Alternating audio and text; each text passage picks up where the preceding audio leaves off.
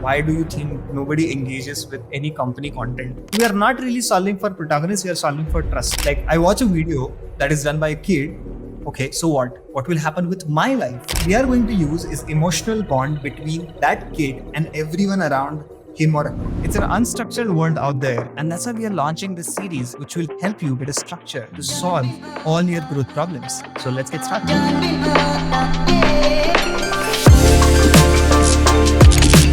Hi Shubham, super excited to shoot the first episode of Unstructured. Shubham is a co-founder at TopBeat and is currently building something cooler on the music side of things. And Shubham has been with GrowthX for the last few years, can I say that now? And I think one of the fundamental things that he did was he had a structure on a problem, and he said he wants to build a content marketing strategy for TopBeat. The goal that he's chasing after is people who want to consume content, they want to get nurtured, and then TopBeat should get a trial user sign up. The way he has derived the problem statement into is two components. First model, which is like a star teacher-led content like Physics Wala, Banzu, and the Paijus of the world. There is a company-led model, which is the Unacademy, the Bright Champ, the White Hat Junior side of things. Plus, he's also given more context, which is there are two kinds of edtech companies, like payer and the user are the same, for example, GrowthX. And the payer and the user are different, like TopBeat, where the user is the kid who learns music and the payer is the parent typically. Now let's quickly switching gears to the content problem he has mentioned, right? Which is every company-led startup seems to struggle as its social media handle does not have engagement. We all know that, except Zomato and Chew handles, nobody gets engagement. It's mostly a sales-driven model. And I think the ask is very, very interesting. Since you're a company-led content and a different payer user, we need to understand two questions, which is given that every company is struggling with content, does it mean it might not be possible in this space? Is it like we're trying to find a water in the desert? How do we evaluate this? And second question is, if the answer to a question is it's possible, but that every company is doing it wrong, then we have a white space. In that scenario, how to think about the content strategy. I think the first question, right, Shubham, which is, as a company, everyone is struggling at content marketing. Do you think that it will not work for everyone? I think this question needs first diagnosis, right? So let's try to divide this into three buckets.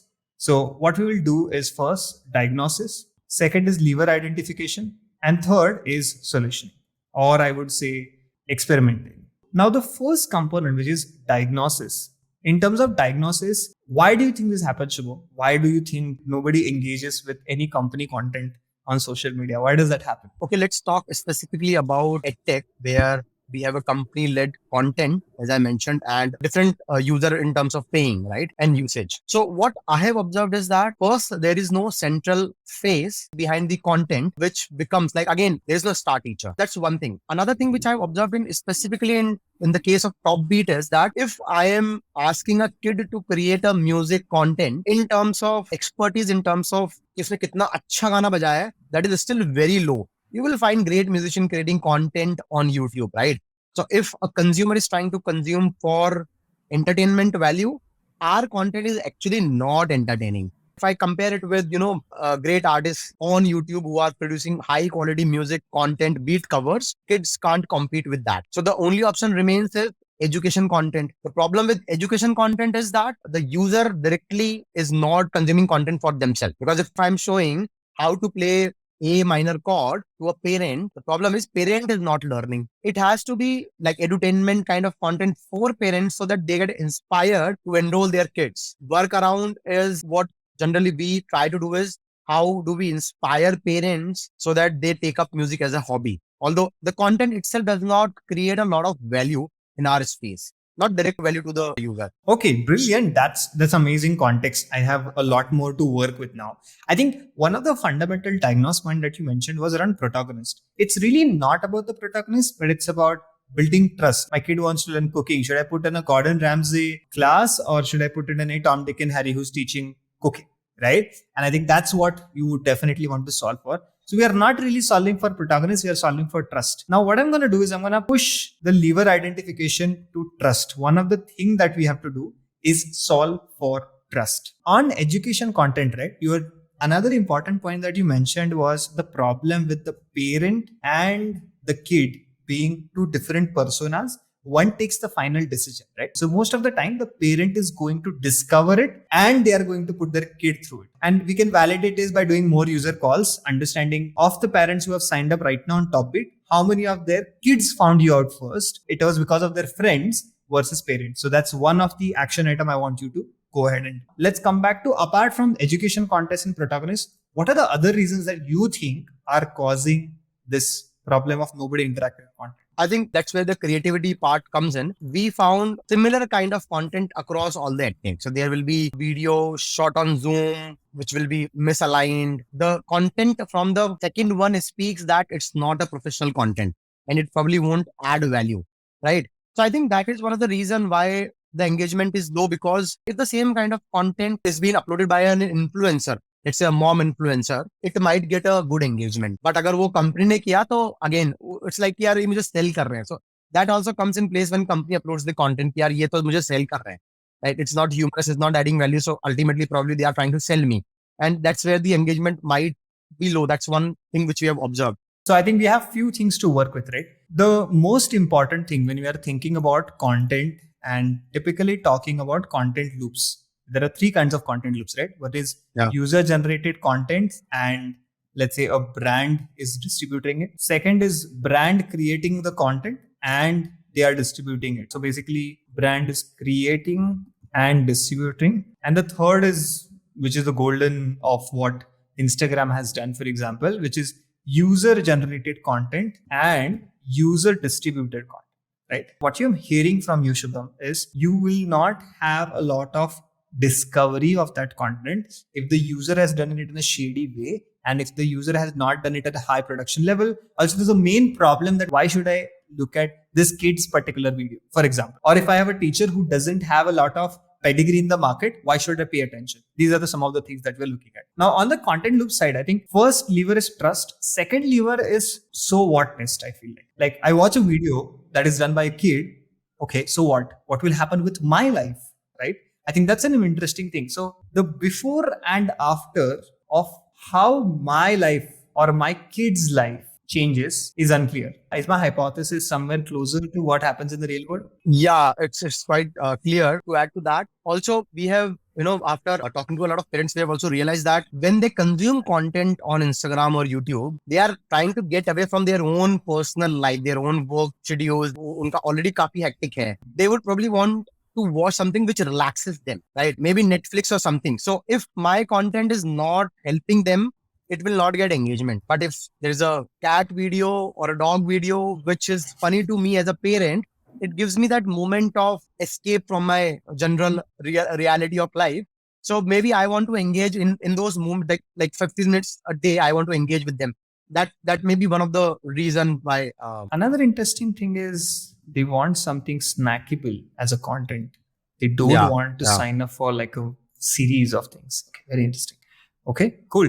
Apart from these, right, I think one of the core thing is we have to figure out our ideal customer profile as parents. Have you seen any differences between like a father or a mother and any data points that we have in terms of who takes this final call, especially for the kind of customers that we are currently attracting on TopBeat? The first discovery generally happens by mothers. If I have to give you a very ballpark ratio, it would be 80% mothers and 20% of fathers. That's the discovery part of it. But then what happens is that the decision is more or less 50-50. But mother is like the most influencing in the decision making process, correct? Yeah. That's the person that's constantly pushing the decision process to happen faster and quicker. Yes. Can you tell me more about like the ideal customer, like some of the behaviors that they have in terms of what other purchases did they do? What are some of the things that they spend time on? What are some of the things that they spend money on, right? Maybe let's start with this. Let's get some understanding of what are these buckets for us. So can we drill down on the ICPs from what kind of purchases do they do? Where do they spend their time and where do they spend their money? Let's try to go deeper into it and then we'll go one layer insight on understanding our ideal customer. Okay, let's talk about purchases.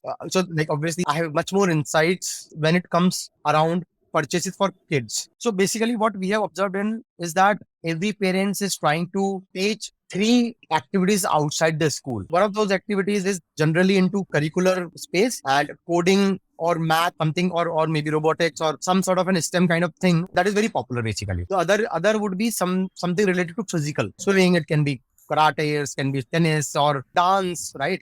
Something like that, something which is physical. And the last part would be around creativity. Recently, we have also observed that I ran a survey on LinkedIn. Close to 100 people participated. The question was, if you have to select one thing to teach your kids at an early age, what that will be. To my surprise, it was equally distributed among all the four things. So Okay. first category was STEM. It includes all the maths and coding and everything. Second category involves something around language development. So it involved English speaking, public debating, all the communication around things. The third was creativity, which includes music, arts, dance, everything. And the fourth was sports. Sports was 20% and rest everything was around 26%. That is where they make purchases. We have generally observed that almost all of our students are also taking some other class in any of these alternative categories. Okay, this is brilliant. Can we understand more about, especially mothers, what sort of things that they spend time on typically? Yeah, so we have obviously two kind of mothers. One is working mothers and other like are, housewives. For housewives, they tend to, be more involved with the process of classes in the sense they would know in and out the class schedules. They will also like specifically if kids are young, like 6, 7, 8, or maybe 9 also, they will actually sit in the entire duration of the classes. Apart from that, they have a lot of social life. For example, if I talk about one of the mother I talked with, so she's very active in our community. We have a community of all these students where we keep on doing events and workshops. She's very active in our community, but she is also active otherwise. She has an Instagram page. She keeps on posting good videos and with all the lighting. So she takes a lot of effort. With working moms, it's a little bit of challenge because after job, they have very limited amount of time which they want to distribute in family and their personal things. One of the core requirement they have is मेरे बच्चे को मतलब तुम करवा दो. Try to create a service which takes as low amount of time as possible from my schedule. I'm just going to summarize the whole conversation so far, right? So we have gone through the diagnosis that most of the content is consumed from somebody who has trust or somebody who has proof of work. It's not going to be a kid that somebody's going to get inspired from, right? We also know that education content is in general stagnated. You mentioned something about everyone's putting Zoom recordings and low production value. It's not entertaining. It's not soothing. It's not relaxing. Also, one of the things that we spoke about is nobody gives a shit about, okay, so what? Like, I watched this video of some kid. What's going to happen with me or my kid? I don't have clarity on that, right? And one of the few things that we discussed about our ideal customer profile was typically 80% of mothers take this decision, 20% cases fathers. Also, mother is typically the influencer for most of the user data that we have so far. And most of their purchases are in extracurricular activities. You spoke about that interesting polls. And I think another insight that we have on the table is housewives. And housewives are typically socially more active across the board versus the working class moms who are focused more on what takes minimum effort from my side to get my kid to learn a new skill. So far, we have looked at the diagnosis of the problem on why TopBeat is not able to create content to solve for the top of the funnel. We have looked at the levers of it. The third component is experimentation. For the experimentation, we are going to take an informed decision from something which is education and something which passes the so what test. That means we want content that could help parents understand what will happen before and after with their kid. That I'm going to take this as the core theme and I'm going to drill this theme down into subparts now. Now, one of the important thing while building content for kids is that Shubham had mentioned was around production value. Very interestingly, we are shooting this in the remote setting with a 1080p recording, right? This is a solvable lever, correct? You don't need a big production to actually solve for video content, right? Now, the second component is what we definitely need to understand is people are absolutely unaware of the small changes that happen over a really long period of time. And that's what is happening with the parents. When they watch a kid playing a music instrument, it's absolutely not telling them an instant aha moment of the kid. So what we need to figure out is when a potential parent is consuming this content, how do they imagine their own kid going through this process?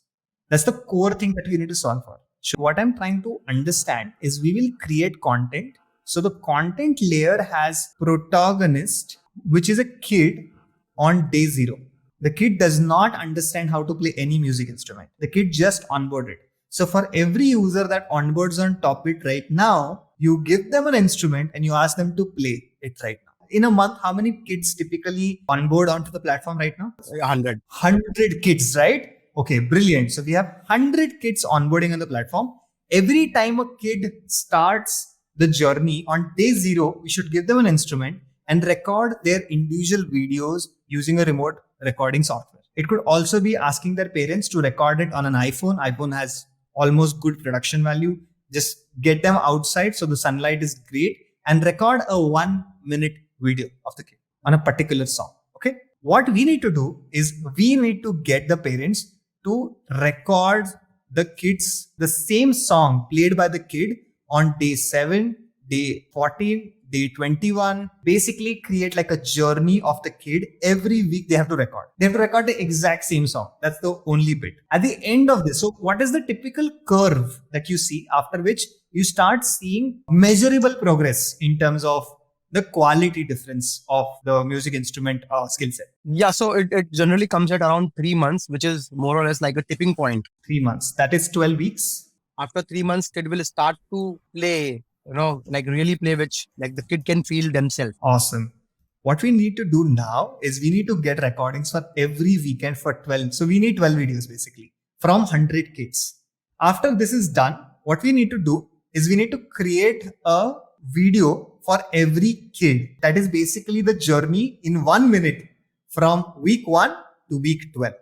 So it's a 1 minute shareable video that has 0 to 12 months journey, 12 weeks journey. Sorry. This should be done by the TopBeat team. They should edit this from scratch. Once this is done, then the next part, which is distribution. Now you mentioned, right? They want to consume this kind of content from protagonists, not from kids. But yeah, I'm sure, Shubham, you have a nephew or a niece and you want to consume the content made by her.